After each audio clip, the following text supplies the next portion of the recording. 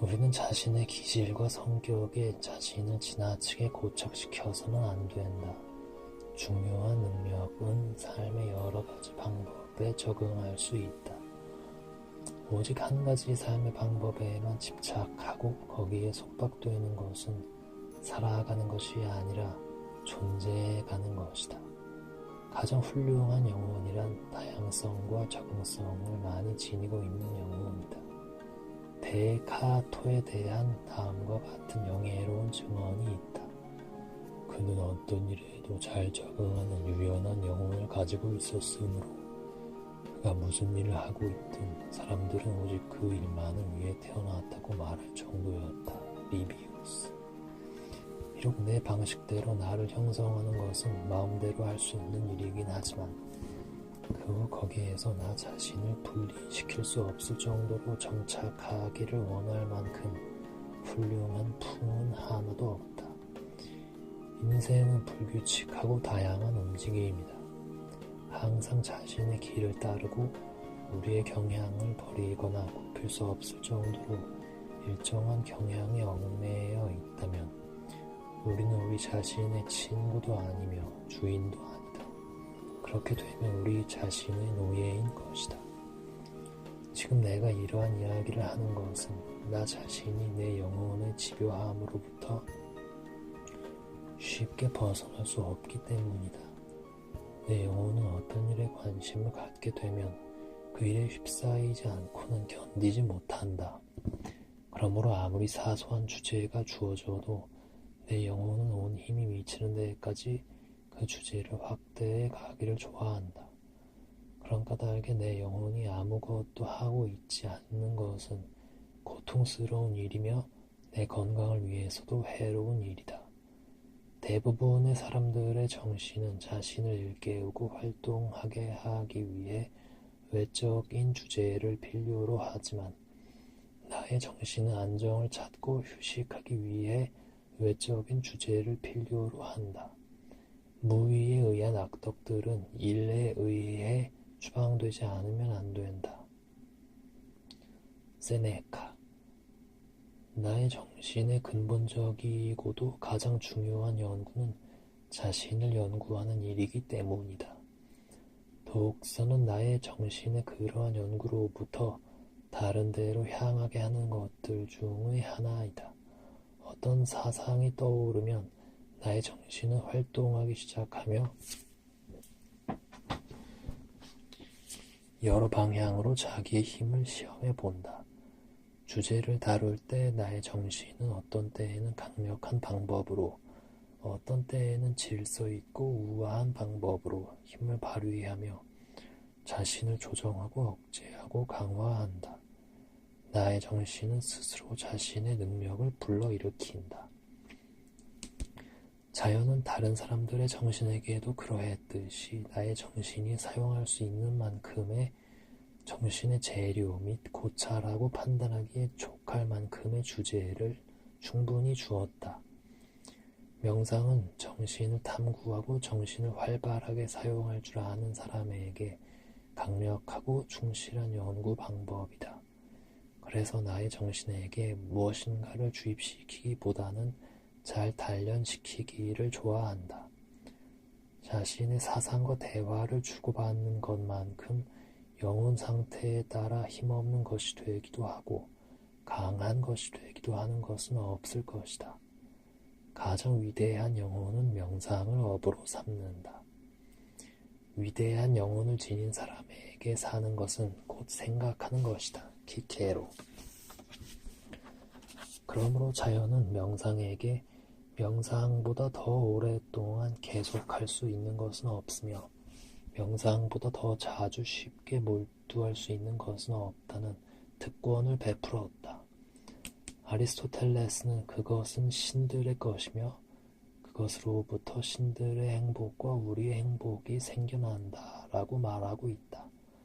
독서는 이성에게 여러 가지 문제들을 제공함으로써 나의 이성을 일깨워 기억력이 아닌 판단력을 작용하게 하는 데에 특별한 역할을 한다. 활기도 없고 열의도 없는 대화는 내 흥미를 끌지 못한다. 우아한 대화나 아름다운 대화는 무게 있는 대화나 깊이 있는 대화와 마찬가지로 나를 만족시키고 사로잡는다. 그렇지 않은 대화는 졸리며 나의 사상의 껍데기만을 빌려줄 뿐이다.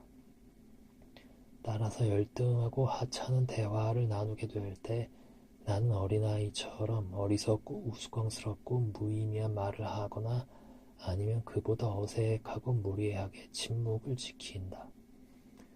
나는 나 자신 속에 틀어박혀 몽상하는 버릇을 가지고 있다. 그 반면에 평범한 일들에 대해서는 어린아이처럼 아무것도 모르는 무지도 있다. 이 두 가지 특징으로 나는 이 세상의 어떤 어리석은 사람에 대해서도 말해질 수 있는 대여섯 개 이야기의 주인공이 되고 말았다. 주제를 계속하기로 하자. 나의 이 까다로운 성격은 사람들과의 교제를 좋아하지 않는 사람으로 만들었으며 나는 교제하는 사람들을 선별하지 않으면 안 된다. 세간의 처신에 알맞지 않는 인간으로 만들었다. 우리는 대중과 함께 살고 있으며 그들과 교제하고 있다. 그런데 그들과의 교제가 짐이 된다면 저열하고 비속한 영혼들에게 자신을 맞추는 것을 경멸한다면 저열하고 비속한 영혼은 때때로 품이 있는 영혼만큼이나 규율이 바른 적도 있지만 대중의 어리석음에 자신을 맞추지 않는 어리지혜로움은 어리석은 지혜이다. 더 이상 자신의 일이나 다른 사람들의 일에 간섭해서는 안 될 것이다. 사적인 일이나 공적인 일이나 그들의 협력을 얻어야만 해결되기 때문이다. 우리의 영혼은 긴장하지 않고 자연스럽게 활동할 때 가장 아름답다. 그러므로 가장 좋은 상태는 우리의 영혼이 강압을 적게 받을 때이다. 자신의 지혜에 의해 자기의 능력에 맞게 욕망을 조절할 수 있는 사람들에게 지혜는 얼마나 큰 호의를 베푸는가. 그보다 더 유익한 지식은 없다. 자기의 능력에 따라라는 말은 소크라테스가 즐겨 하던 말이며 중요한 내용이 담긴 말이다. 우리는 얻기 쉽고 가까이에 있는 사물들 쪽으로 욕망을 향하게 해야 하며 거기에 고정시켜야 한다.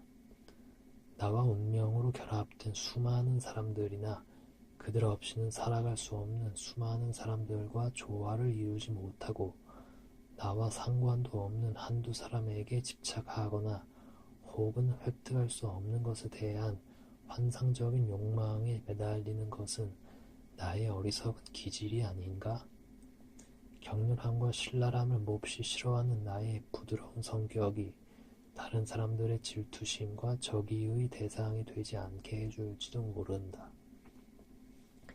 내가 다른 사람들로부터 사랑을 받고 있다고는 말하고 싶지 않지만 적어도 나보다 더 사람들로부터 미움을 받지 않은 사람은 없을 것이다. 그렇지만 냉담한 교제에는 내게에서 많은 사람들의 호의를 빼앗아 갔으며 그들이 나의 냉담함을 나쁜 의미로 해석하는 것도 무리가 아니다. 나는 보기 드물 정도로 아름다운 우정을 맺고 그 우정을 유지할 수 있는 재능이 있다. 기호에 맞는 교제에 대해서는 마치 굶주린 사람처럼 열정적으로 끌어안으며 탐욕스럽게 그 속으로 돌진한다. 그러므로 내가 돌진에 들어가는 교제에 실패하는 일은 거의 없으며 거기에 깊은 인상을 남기지 않는 일도 거의 없다. 이 점에 대해서는 때때로 훌륭한 증거를 나타냈다. 일반적인 우정의 경우 나는 약간 무뚝뚝하고 냉담하다. 내 우정의 걸음걸이는 우정이 돛을 완전히 올린 상태가 아니면 부자연스럽기 때문이다. 운명은 나의 젊은 시절부터 유일하고 완전한 우정을 향하도록 훈련시켜 왔으며 나에게 그러한 우정의 맛을 가르쳐 주되 그 밖의 우정에 대해서는 혐오를 느끼게 했으며 옛사람의 말처럼 우정이란 무리를 이루도록 만들어진 동물이 아니라 한 쌍을 이루도록 만들어진 동물이다라는 것을 내 영혼 속에 깊이 새겨 넣었다.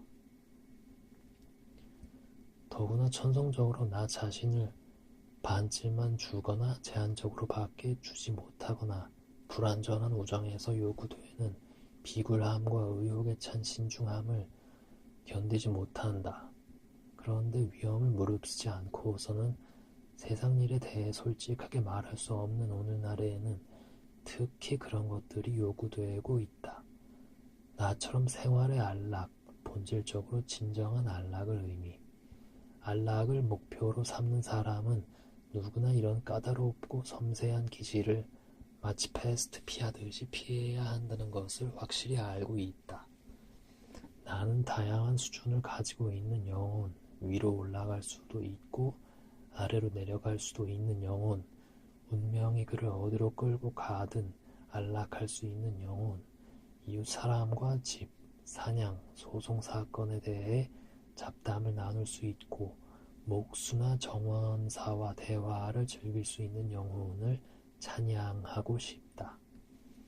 나는 주위 사람들 중에 비천한 사람과도 친할 수 있고 하인들과도 격이 없이 대화를 나눌 수 있는 사람을 부러워한다.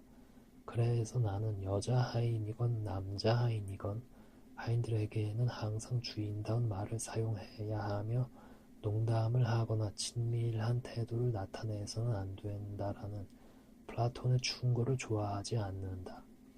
지금 내가 말한 이유 이외에도 운명에 따른 우연한 특권을 소중한 것으로 여기는 것은 비인간적인 짓이며 부당함으로 하인들과 주인 사이에 거의 차별이 없는 사회야말로 가장 공정한 사회라고 생각한다. 사람들은 자기의 정신을 앞쪽으로 높이 던져 올리려고 노력하지만 나는 나의 정신을 낮게 하여 쉬게 하려고 노력한다. 정신은 오직 지나친 확장으로서만 나빠지는 것이다. 그대는 아이아쿠스의 계보와 신성한 땅 트로이의 성벽 아래에서 벌어졌던 전투에 대해 이야기하고 있다. 그러나 그대는 키안의 포도주 한 통을 얼마에 살 수 있는지에 대해서는 아무 말도 하지 않고 있으며 목욕할 물을 누가 덮여줄 것인지, 누가 언제 어디서 나에게 펠리그니아의 추위를 피할 집을 제공해 줄 것인지에 대해서는 말하지 않고 있다. 호라티우스. 그러므로 라케다이모니아인의 용맹함이 전쟁 때에는 무모함과 광포함으로 치달을 우려가 있으므로 그것을 막기 위해 부드럽고 아름다운 피리 소리를 필요로 했던 것과 마찬가지로 그런 경우에 대체로 병사들의 용기에 불을 붙여 활활 타오르게 하기 위해 날카롭고 격렬한 음악을 사용한다. 마찬가지로 우리의 정신을 사용할 때에도 일반 사람들의 생각과는 반대로 우리의 정신에게 날개를 달아주기보다는 납덩어리를 달아줄 필요가 있으며 열광이나 흥분보다는 냉정함과 침착함을 유지할 필요가 있다. 내 견해로는 무식한 사람들 사이에서 유식한 체하며 언어를 조심스럽게 선택하여 격식을 차려 이야기하는 것은 무엇보다 어리석은 짓이다. 그럴 때 당신은 상대하는 사람들의 수준으로 내려가야 하며 때로는 무식한 채 해야 한다. 당신의 능력과 예민함은 감추어 두라. 보통의 대화에서는 말의 조리를 유지하기만 하면 충분하다. 그들이 원한다면 땅바닥을 기어라. 학식이 있다는 사람들은 곧잘 이 돌에 걸려 넘어진다. 그들은 박식함을 과시하며 책에서 배운 지식을 마구 뿌린다. 그런 지식을 부인들의 침실과 귀에 너무 많이 퍼부어 놓았으므로 부인들이 그 말의 본질적인 내용은 파악하지 못했다 할지라도 적어도 표정은 꾸미고 있다. 모든 대화나 모든 주제에 대해 그 대화의 주제가 아무리 비속하고 평범한 것이라 할지라도 그들은 고상하고 유식한 어법을 사용한다. 그들은 공포, 분노, 기쁨, 불안을 모두 이런 어법으로 표현하며 영혼의 비밀 또한 그런 식으로 고백한다. 뿐만 아니라 여자와 함께 잠자리에 들 때에도 학자풍으로 한다. 유베날리스. 그들은 아무나 훌륭한 증인이 될 수 있는 상황까지도 플라톤이나 성 토마스 아퀴나스의 말을 인용한다. 그들의 영혼까지 도달할 수 없었던 지식이 혀끝에 머물러 있는 것이다. 만일 그들이 내 충고를 받아들인다면 훌륭한 천분을 지닌 채 태어난 부인은 자신의 타고난 부를 발휘하는 데에 만족할 것이다. 그들은 자신의 아름다움을 다른 사람들의 아름다움으로 덮어 감추어 버린다. 다른 사람에게서 빌려온 빛으로 자신을 빛나게 하기 위해 자신의 빛을 질식시켜 버리는 것은 매우 어리석은 짓이다. 그들의 아름다움은 인위적인 아름다움 속에 파묻혀 매장되어 버린다. 그들은 모두 방금 관에서 나온 사람 모양으로 멋을 부렸다. 세네카. 그것은 자신을 충분히 알지 못하기 때문이다. 세상에는 여인의 아름다움보다 더 아름다운 것은 없다. 기교의 명예를 주고 아름다운 것을 아름답게 만드는 것은 그녀들을 위한 일이다.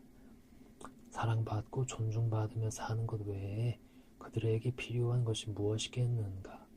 그들은 사랑받고 존중받으며 살기 위한 것들을 충분하고도 남을 정도로 갖고 있으며 그 사실을 그들 자신도 잘 알고 있다. 필요한 것이란 그들에게 있는 재능을 조금 일깨워 주는 것뿐이다. 그들이 수사학, 법률학, 논리학 등 아무 쓸모도 없는 학문에 몰두하는 것을 보면 그들을 지배할 권위를 획득하기 위해 그런 것들을 권하는 것이 아닌가 걱정된다. 그 밖에 어떤 다른 구실을 찾을 수 있겠는가? 우리의 도움이 없이도 그들의 아름다운 눈을 유쾌하게 조정할 수 있고 엄격함이나 부드러움 쪽으로 조정할 수도 있으며 노우라는 말에 쌀쌀함이나 망설임이나 상냥함을 가미할 수도 있으며 또 그들에게 구해야 할 때도 아무런 통역도 필요로 하지 않는데 더 이상 무엇이 필요하겠는가? 이 지혜만 있으면 그들은 우리를 마음대로 지배할 수 있으며 선생들과 학교를 마음대로 지배할 수 있다. 그런데 그들이 무슨 일에 있어서나 남자들에게 뒤지기를 싫어한다면, 만약 호기심으로 인해 책과의 관계를 유지하기를 원한다면 시야말로 그들에게 필요한 알맞는 오락이다. 시는 그들처럼 장난기 있고 교묘하며 환상적인 옷을 입고 있는 예술이며 모든 것이 즐겁고 모든 것이 장식인 예술이기 때문이다. 또한 역사학으로도 여러 가지 유익한 것들을 얻을 수 있을 것이다. 철학에서 그들의 삶에 도움이 되는 남자들의 기질과 특성을 판단하고 남자들의 배반으로부터 자신들을 보호하고 그들의 여러 가지 격렬한 욕망을 억제하고 적당히 자유를 사용하고 인생의 즐거움을 신장시키고 연인의 변덕스러움이나 남편의 거친 태도와 나이와 주름살로 인한 변화와 그 밖의 일들을 인내심 있게 참고 견딜 수 있도록 그들에게 가르쳐주는 교훈을 배울 수 있을 것이다. 이상이 학문에 대해 내가 여자들에게 허락해 줄 수 있는 최대한의 것이다.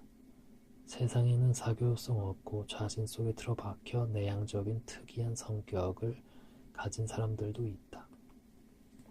그런데 나의 본질적인 성격은 사람들과 교제하고 나 자신을 밖으로 드러내기를 좋아한다. 나 자신을 완전히 드러내며 사교와 우정을 위해 태어난 인간이다.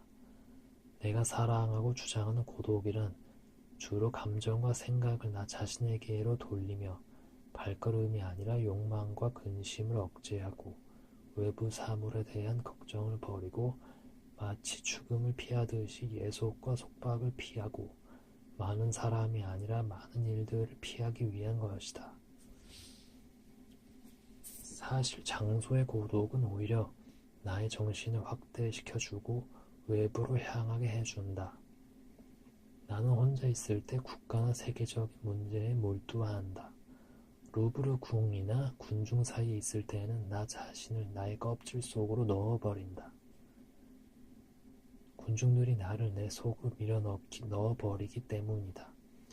그렇게 되면 나는 의식적 신중함과 격식으로 가득 찬 장소에 있을 때와 마찬가지로 혼자 마음껏 자유분방한 상상력을 즐길 수 없다. 나의 웃음을 자아내는 것은 어리석음이 아니라 현명함이다. 전성으로 볼 때 나는 궁정의 소란스러움을 그다지 싫어하는 인간이 아니다. 궁정에서 인생의 일부를 보냈으므로 많은 사람들 속에서도 즐겁게 지낼 수 있다. 다만 그런 일이 이따금씩 일어나고 내 마음 상태가 좋을 때 일어난다면 말이다. 그런데 내가 앞에서 말한 나태함은 집에서 가족들과 함께 있거나 손님들이 많이 찾아왔을 때조차도 나를 고독에 강하게 묶어버린다. 그때 많은 사람들과 만나지만 진심으로 대화를 나누고 싶은 사람은 극히 드물다.